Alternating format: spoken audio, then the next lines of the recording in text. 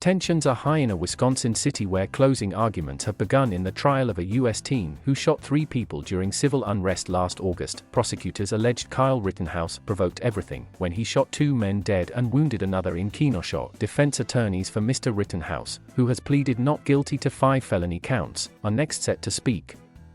Earlier, the judge dismissed a misdemeanor weapons charge against the teen. Ahead of the verdict, 500 National Guard troops were placed on standby in Wisconsin. The case has become politically divisive and its result will be closely watched across the nation. In a statement, Governor Tony Evers urged people to respect the community by reconsidering any plans to travel there in response to the verdict.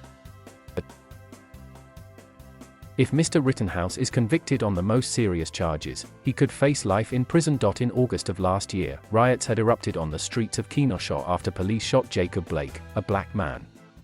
Mr. Rittenhouse had traveled to the city from his home in Illinois and, with a semi-automatic rifle in tow, he said he sought to help protect property from unrest on the streets.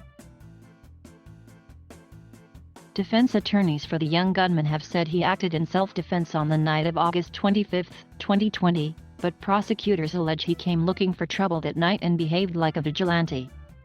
You cannot claim self-defense against a danger that you create, lead prosecutor Thomas Binger told the court on Monday in his closing statement.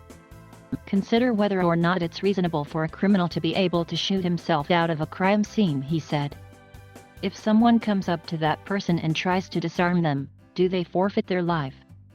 Mr. Binger, the assistant district attorney for Kenosha, questioned why Mr. Rittenhouse broke curfew in a city he did not live in and pretended to guard people and property he was not familiar with. He ran around with an AR-15 all night and lied about being an EMT. Does that suggest to you that he is genuinely there to help? Asked the prosecutor. Mr. Rittenhouse had worked as a first responder cadet prior to the shootings. He testified last week that he provided medical aid to people that day. Jurors were shown video, sometimes frame by frame, leading up to and after each shooting. Mr. Binger assailed the teen for showing no regard for human life and then fleeing the scene like he was some sort of hero in a western. Mr. Rittenhouse was 17 years old when he fired the fatal shots that killed Joseph Rosenbaum, 36, and Anthony Huber, 26, while also wounding Gage Grosskreutz, 27. On Monday, defense attorneys successfully argued that Wisconsin law could be interpreted to allow him to possess the firearm despite being under the age of 18.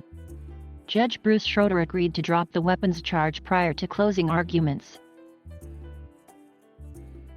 The judge is yet to rule on a motion for mistrial brought up by Mr. Rittenhouse's lawyers last week and has indicated he may do so later today. 5 hours have been allotted for closing arguments before the jury enters into deliberations.